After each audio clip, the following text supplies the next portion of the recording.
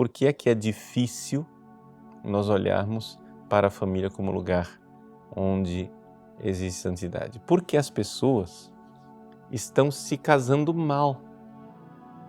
Veja, aqui eu quero partilhar com vocês uma conversa, não é? Da Lúcia, irmã Lúcia, quando ela era criança, a vidente de Fátima. Ela estava na mesa com os pais.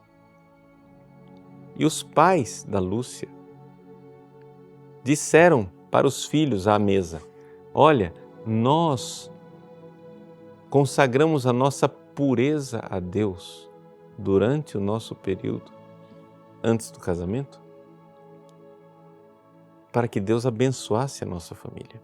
E então os pais de Lúcia aconselharam a uma irmã dela que ia se casar, dizendo assim: escolha um rapaz bom.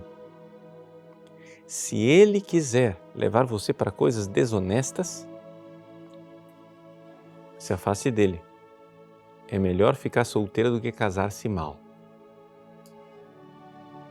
É muito importante a gente aprender essa lição.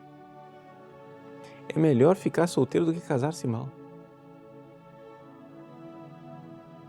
Agora, se nós achamos que o celibato é um negócio impossível, então a hipótese de ficar solteiro e se entregar a Deus e se consagrar a Deus no celibato, de fato, é como você tirar o ar que a pessoa respira. Só que acontece o seguinte, gente. O sexo não é o ar que a gente respira. Então, case-se bem. Porque não pense que o casamento vai resolver seus problemas sexuais e seus problemas de castidade. Isso é uma das grandes ilusões dos jovens.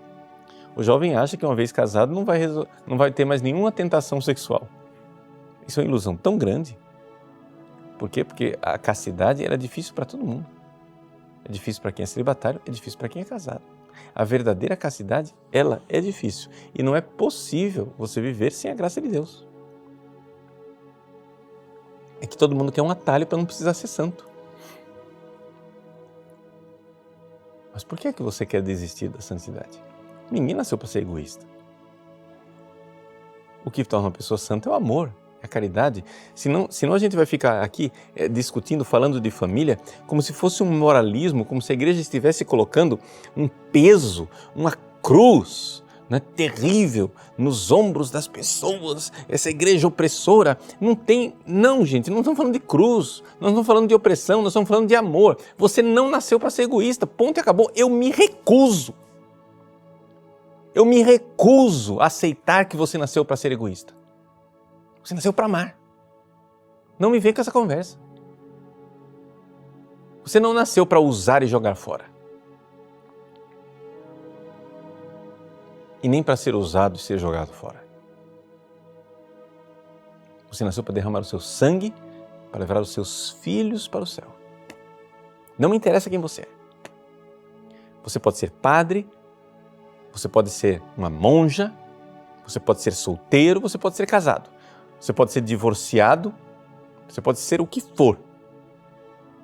Você nasceu para derramar o seu sangue e levar os seus filhos para o céu. Isso é certeza absoluta, absoluta.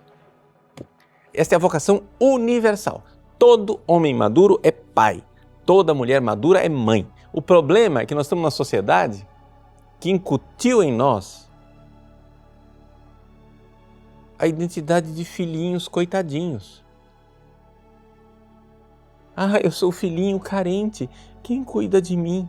Quem vai fazer cafuné na minha cabeça? Não, você não é o filhinho carente. Mas padre, eu não tive pai, eu não tive mãe. Então se vingue do seu pai e de sua mãe e seja o pai e a mãe que você não teve. Seja pai dele, seja pai dela, pronto.